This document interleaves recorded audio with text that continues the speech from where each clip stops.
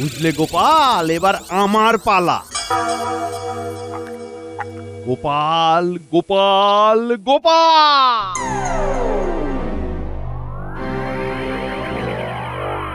বড় করে হাঁ কর। এবার চোখ বন্ধ করে 3বার আমার নাম বল। কৃষ্ণনগরের বিজ্ঞানী, কৃষ্ণনগরের বিজ্ঞানী, কৃষ্ণনগরের বিজ্ঞানী। হ্যাঁ, আমি পেরেছি, আমি পেরেছি।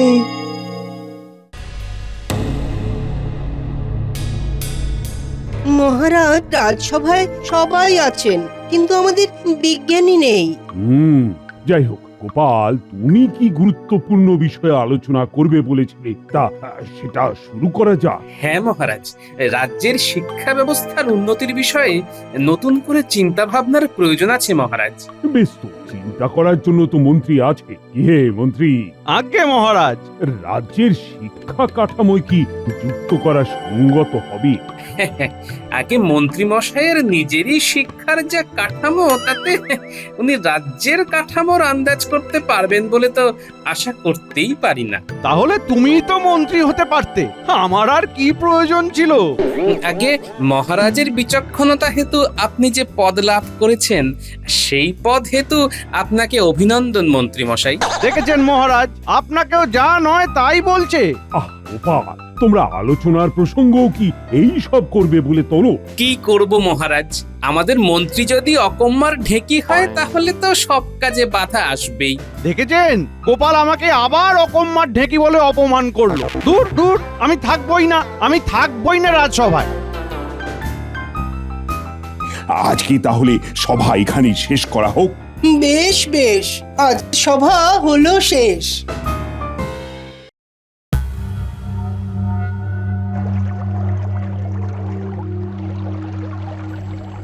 আমাকে সবার মধ্যে সবার সামনে অকম্মার ঢেকি বললো। দূর দূর দূর দূর, রোজ রোজ এই অপমান আর ভালো লাগছে না। একই ঝামেলা, একই লোকজন, একই রকমের মন খারাপ। এবার মন খারাপের চিকিৎসা দরকার। হ্যাঁ, যাই যাই, রাজবৈদ্যের কাছে গিয়ে দেখি যদি আমার কোনো একটা হিল্লে হয়। যাই।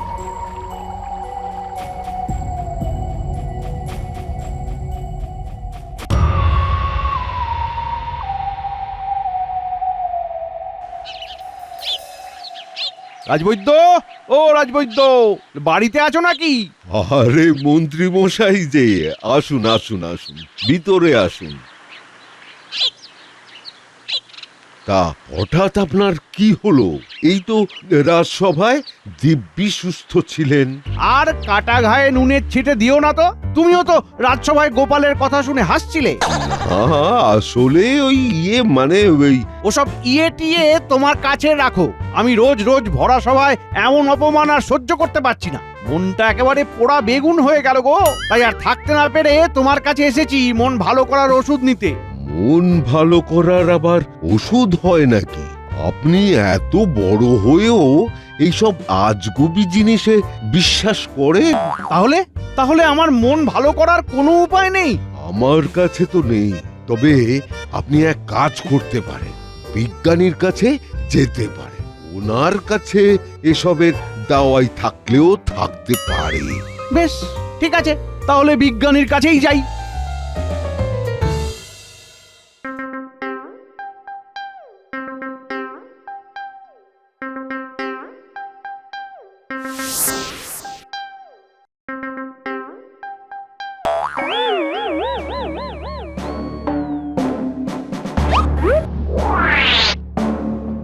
কি কি আমি কি ভুল দেখছি নাকি?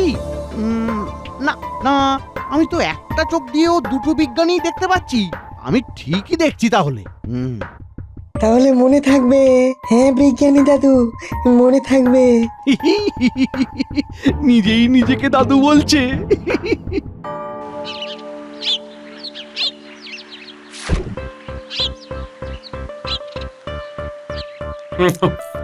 গিন্নি, তুমি কচি লাউ দিয়ে কুঁচো চিংড়িটা যা রেঁধেছ না, মনে হচ্ছে ওই পুরো হাঁড়ি কড়াই যা আছে সব খেয়ে নি।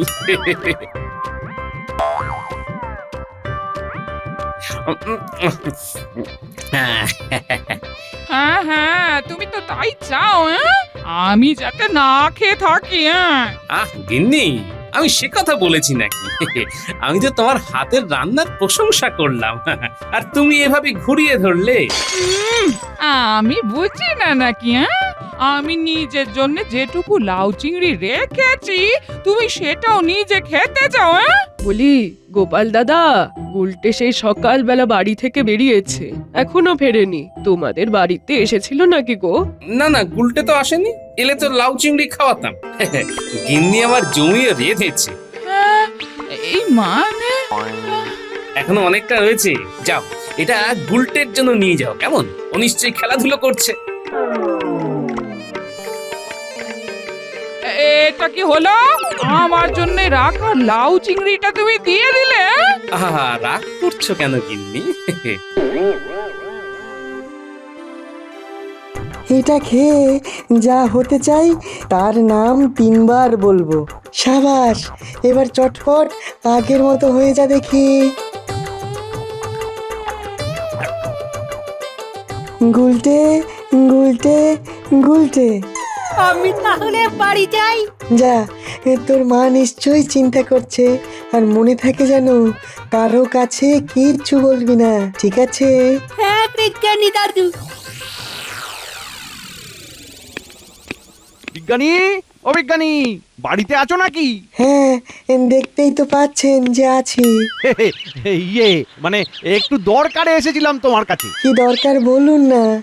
ইয়ে মানে বলছিলাম কি, তুমি হলে বিজ্ঞানী মানুষ, তোমার বিভিন্ন বিষয়ে কত অগাধ জ্ঞান, তা সেই জ্ঞান কিভাবে রাজ্যের কচি কাঁচাদের মধ্যে ছড়িয়ে দেওয়া যায় সেই নিয়েই একটু সলা পরামর্শ করতাম, এই আর কি। হঠাৎ রাজ্যের কচি কাঁচাদের উপর আপনার এমন দূরদৃষ্টি ভরা পরিকল্পনার কারণ? কি যে বলো না, আরে আরে রাজ্যের কচি কাঁচারাই তো বড় হয়ে মন্ত্রী হবে, বিজ্ঞানী হবে। বাবা বাবা, তোমার ঘর ভর্তি কত পরীক্ষা নিরীক্ষার জিনিসপত্র ছড়ানো গো। ওই আর কি। এই বিকার ভর্তি জিনিসটা কি কোনো নতুন আবিষ্কার নাকি? হ্যাঁ, এটা একটা বিশেষ ধরনের তরল। এটা পান করলে যে কোনো কিছু রূপ ধরা সম্ভব। সত্যি সত্যি, তোমার গুণের সত্যি কোনো তুলনা হয় না, কোনো তুলনা হয় না। তা তা তুমি একটু খেয়ে দেখাও না। হ্যাঁ, আচ্ছা ঠিক আছে, বলুন কিসের রূপ নেব? এই তরলে কি কি হওয়ার সম্ভাবনা আছে? যার প্রাণ আছে তারই এই রূপ নেওয়া যাবে। বেশ বেশ বেশ বেশ, আমি না কোনোদিন কমলা লেবুর গাছ দেখিনি গো। তুমি তুমি কমলা লেবুর গাছ হতে পারবে? ঠিক আছে, এক্ষুনি হয়ে দেখাচ্ছি।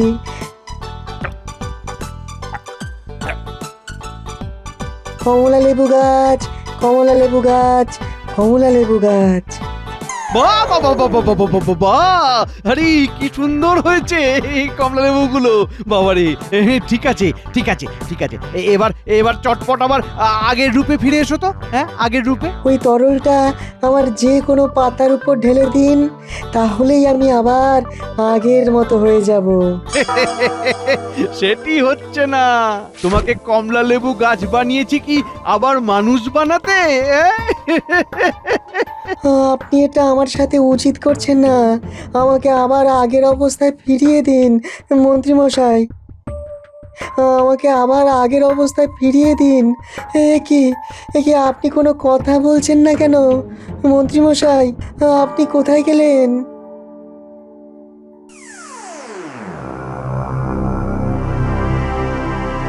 ব্যাস ব্যাস ব্যাস ব্যাস, আশেপাশে কেউ নেই, এবার টুক করে বিজ্ঞানীর রূপটা ধরে ফেলি। কৃষ্ণনগরের বিজ্ঞানী, কৃষ্ণনগরের বিজ্ঞানী, কৃষ্ণনগরের বিজ্ঞানী।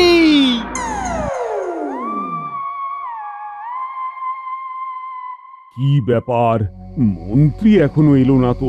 আগে মহারাজ, রাজসভার আলোচনা ছাড়াও তো ওনার কত রকম কাজ থাকে, সেসবের মধ্যেই আছেন হয়তো। মন্ত্রী মশাইকে বারবার অপদস্থ করা মোটেও উচিত নয় গোপাল। কালকে মন্ত্রী মশাই আমার কাছে এসেছিলেন, তোমার ব্যবহারে তিনি মনে প্রাণে গভীরভাবে আহত হয়েছেন। মন্ত্রী তো দেখছি বৈদ্যকেই ওষুধ দিয়ে এসেছে। বাহ বাহ বাহ, কি দরদ! রাজবৈদ্য মশাই একেবারেই ঠিক কথা বলেছেন মহারাজ। গোপালের জন্যই ওই মন্ত্রী মশাই সভা ত্যাগ করেছেন। হ্যাঁ, আমি গোপালকে কখনো কিছু বলি না, কিন্তু আজকে আর না বলে থাকতে পারছি না। মন্ত্রীমশাইয়ের মতো উচ্চপদস্থ রাজকর্মচারীকে বারবার অপমান আমাকেও সত্যিই খুব দুঃখ দেয়। মন্ত্রীমশাই যখন মনের দুঃখে সভা ত্যাগ করেছেন, তখন আমিও এই সভায় থেকে কি করব? আমি রাজসভা থেকে বিদায় নিলাম মহারাজ। এ কি, বিজ্ঞানীও আমার বিরোধিতা করছেন? হ্যাঁ, বিষয়টা সত্যি গুরুত্বপূর্ণ। এইভাবে বারবার তুমি কিন্তু মন্ত্রীর অপমান করতে পারো না গোপাল। কিন্তু মহারাজ। না না গোপাল, কোনো কিন্তু টিন্তু নয়। আমি তোমাকে এখনই সভা ছাড়ার আদেশ দিলাম। তুমি এখন এসো।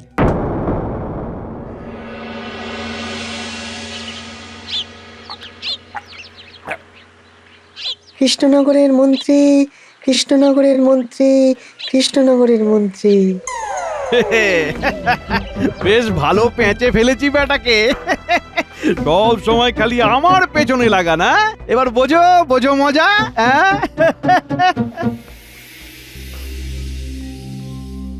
বিজ্ঞানী মনে মনে এতদিন এই কথাগুলো চেপে রেখেছিল।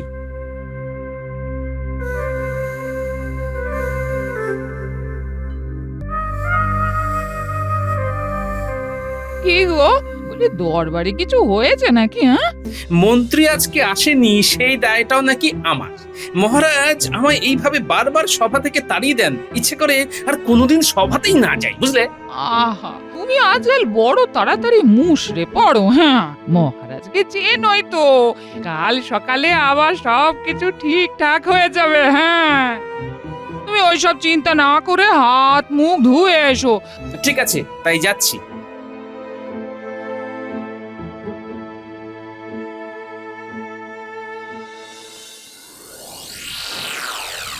বুঝলে গোপাল, এবার আমার পালা।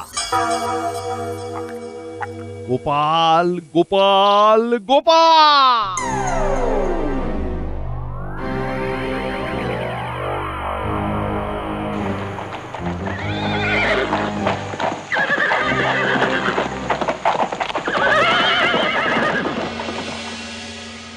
বুঝলে মন্ত্রী, আমাদের বয়স প্রতিপত্তির সাথে সাথে রাজ্যের পরিসীমাটারও তো একটু বেড়ে ওঠা দরকার। আমি এই মাসের মধ্যেই অনন্তপুর গ্রাম আমাদের রাজত্বের সীমানায় অন্তর্ভুক্তিকরণের ব্যবস্থা করছি। রাজ্যের ব্যাপারে তুমি কিন্তু সদা তৎপর মন্ত্রী। এটা তো আমার কর্তব্য মহারাজ। মহারাজের জয় হোক। বলো প্রহরী। কৃষ্ণনগর থেকে গোপাল এসেছে, আপনার সাথে দেখা করতে চায়। গোপাল? হ্যাঁ, ঠিক আছে ঠিক আছে, তাকে পাঠিয়ে দাও। কি ব্যাপার বলো তো মন্ত্রী? আগে আপনার মনোবাঞ্ছার এক্কাগারি হয়েই হয়তো গোপালের এখানে আগমন। একদম যথার্থ বলেছ মন্ত্রী। গোপাল, এসো এসো এসো এসো এসো। প্রণাম মহারাজ। তা হঠাৎ করে এই রাত্রিবেলাতে তোমার আসার কারণ? কারণ খুবই সাধারণ। আমি যেই কৃষ্ণচন্দ্রের আজীবন গুণগান করে গেলাম, শেষমেশ তিনিই কিনা আমাকে সভাচ্যুত করলেন। এখন থেকে আমি আপনার রাজসভায় থাকতে চাই, আর চাই আপনি কৃষ্ণনগরের রাজসভা গ্রহণ করুন। বললাম না মহারাজ। তাহলে এখন আমাদের কি করণীয় গোপাল? আপনি সেনা তৈরি করুন মহারাজ, তারপরে বাকিটা আমি আপনাকে বলে দেব। শেষমেশ গোপাল এমন কাজ করলো। না না, মহারাজকে এ সংবাদ দিতেই হবে, আর দেরি করলে চলবে না। এক্ষুনি বেরিয়ে পড়ি। মহারাজ, গুপ্তচর এসেছে জরুরি খবর নিয়ে। কি ভেতরে আসতে বলো।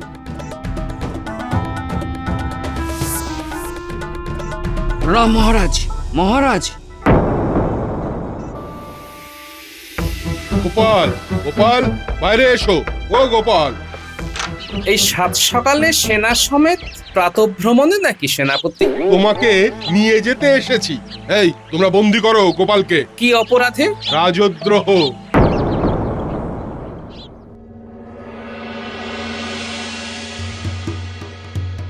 রানীমা, রানীমা শুনেছেন? গোপালকে বন্দি করা হয়েছে। সে কি? তুমি ভুল শুনোনি তো? না রানীমা। আমি এক্ষুনি যাব গোপালের সাথে দেখা করতে, এক্ষুনি। এ কি গোপাল, তোমাকে বন্দি করা হয়েছে কেন? এ কি? রাজদ্রোহে রানীমা, কিন্তু আমি কৃষ্ণনগরের নামে শপথ করে বলছি আমি নির্দোষ। আমি তোমাকে 3 দিনের সময় দিলাম, নিজেকে নির্দোষ প্রমাণ করো। প্রহরী, এই বিপদ থেকে বেরোনোর উপায় একমাত্র বিজ্ঞানীর কাছেই থাকতে পারে, আগে তার কাছেই যাই। ঘরের দরজা খোলা কেন? চোর টোর এলো নাকি? বিজ্ঞানী মশাই, বিজ্ঞানী! এই যে গোপাল, আমি এখানে। কোথায় আপনি? কোথায় লুকিয়ে আছেন? এই যে ঘরের মধ্যে যে কমলা লেবু গাছটা, এটাই আমি। এ কি, আপনি আপনি গাছ হলেন কি করে? সব বলছি, তার আগে আমার চৌপায়ের নিচে একটা কমলা পানীয় দেখতে পাচ্ছ?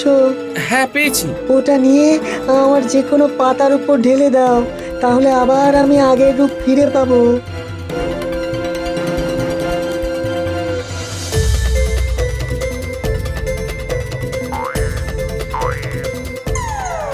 এবার বিষয়টা খুলে বলুন তো। এটা একটা বিশেষ ধরনের তরল, এটা পান করলে যে কোনো কিছু রূপ ধরা সম্ভব। আমি না কোনোদিন কমলা লেবুর গাছ দেখিনি গো। তুমি তুমি কমলা লেবুর গাছ হতে পারবে? ঠিক আছে, কমলা লেবু গাছ, কমলা লেবু গাছ, কমলা লেবু গাছ। আরে কি সুন্দর হয়েছে! এবার এবার চটপট আবার আগের রূপে ফিরে এসো তো। ওই তরলটা আমার যে কোনো পাতার উপর ঢেলে দিন, তাহলেই আমি আবার আগের মতো হয়ে যাব। সেটি হচ্ছে না। তোমাকে কমলা লেবু গাছ বানিয়েছি কি আবার মানুষ বানাতে?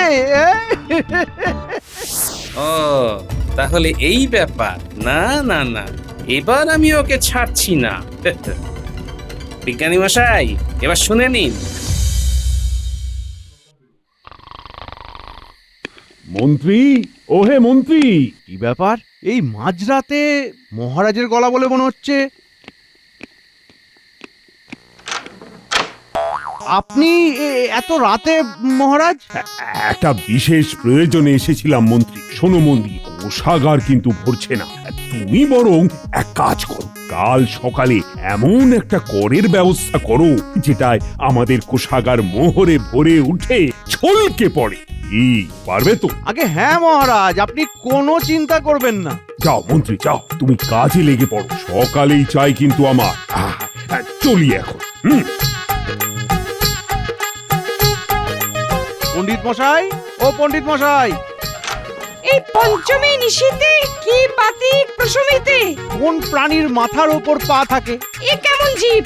আপনি যে দেখছি অজ্ঞানী পণ্ডিত। এই মধ্যরাত্রে এসে আমাকে অপমান করা! দাঁড়াও, তোমাকে আমি খরম পেটা করব আজ। মহারাজ, ইহে মন্ত্রী, এই মাঝরাতে? আপনাকে একটা কথা বলার ছিল মহারাজ। আপনি একটা মূর্খ, অযোগ্য, মানে অকর্মণ্য, লোভী রাজা। আপনার উচিত আজই এই সিংহাসন ত্যাগ করা। আমি আপনাকে আদেশ করছি। তারপর কি যেন? হ্যাঁ, আপনি এক্ষুনি এই কৃষ্ণনগর ছেড়ে চলে যান। তোমার এত বড় স্পর্ধা! প্রহরী, বন্দি করো, বন্দি করো একে।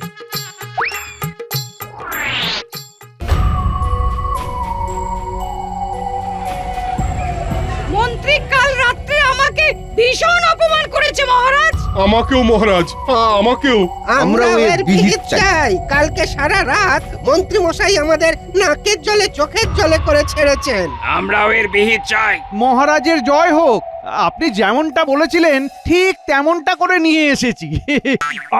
আমি আবার কি বললাম? কালকে রাত্রে আপনি বললেন না যে নতুন কর বসানো হবে। গোটা নগরের রাতের ঘুম নষ্ট করে আমাকে মাঝ রাতে অপমান করে এখন ভরা সভায় আমার নামে মিথ্যে কথা বলছো। প্রহরী, বন্দি করো একে। আমি কিছু করিনি মহারাজ। আপনি তো বললেন মহারাজ, মহারাজ আপনি তো নিজে বললেন মহারাজ। মহারাজ। মহারাজের জয় হোক। গোপাল, তোমাকে কে মুক্ত করলো? কেন মহারাজ? মন্ত্রীমশাই তো কাল রাতে গিয়ে আমায় মুক্ত করলো। তার জন্য আমি মন্ত্রীমশাইয়ের কাছে বিশেষভাবে কৃতজ্ঞ। আমি কিছু করিনি মহারাজ, মহারাজ কিচ্ছু করিনি আমি। আমার মনে হয় মন্ত্রী পাগল হয়ে গেছে, তাকে রাজবৈদ্যর চিকিৎসাধীন রাখা উচিত। আমি এই রোগের চিকিৎসায় পারদর্শী নই। মন্ত্রীকে চিকিৎসালয়ে পাঠানোর ব্যবস্থা করতে হবে। ঠিক আছে, তাই করুন। ততদিন বরং মন্ত্রী কারাগারেই থাক। কিন্তু গোপাল, তুমি কারাগারের বাইরে, এর মানে এই নয় যে তুমি নির্দোষ। আমি নির্দোষ মহারাজ। বিজ্ঞানীর আবিষ্কৃত রূপ বদলানো পানীয় নিয়ে মন্ত্রী নিজে এই অপকর্ম করেছে। এবার টুক করে বিজ্ঞানীর রূপটা ধরে ফেলি। আমি গোপালকে কখনো কিছু বলি না। মন্ত্রীমশাইয়ের মতো উচ্চপদস্থ রাজকর্মচারীকে বারবার অপমান আমাকেও সত্যিই খুব দুঃখ দেয়। মন্ত্রীমশাই যখন মনের দুঃখে সভা ত্যাগ করেছেন, তখন আমিও এই সভায় থেকে কি করব? আমি রাজসভা থেকে বিদায় নিলাম মহারাজ। আমি যেই কৃষ্ণচন্দ্রের আজীবন গুণগান করে গেলাম, শেষমেশ তিনিই কিনা আমাকে সভাচ্যুত করলেন। এখন থেকে আমি আপনার রাজসভায় থাকতে চাই, আর চাই আপনি কৃষ্ণনগরের রাজসভা গ্রহণ করুন। বললাম না মহারাজ। মন্ত্রী, সত্যি বলো, এসব যা শুনছি সব সত্যি? আর হবে না মহারাজ, ভুল হয়ে গেছে মহারাজ, আর হবে না। যাও, মন্ত্রীকে কারাগারে নিয়ে যাও।